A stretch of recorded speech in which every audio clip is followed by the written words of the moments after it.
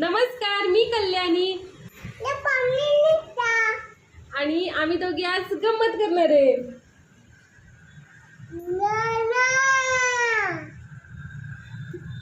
आमच्या घरात 4 लोक आहेत, त्यापैकी 3 लोकांनी भात न खाण्याचं ठरवलेलं आहे। उरते ती नित्तू, तिला भात दिला किंवा नाही दिला काही फरक पडत नाही, त्यामुळे तिच्या एकटीसाठी किती भात करायचा हा प्रश्न पडतो।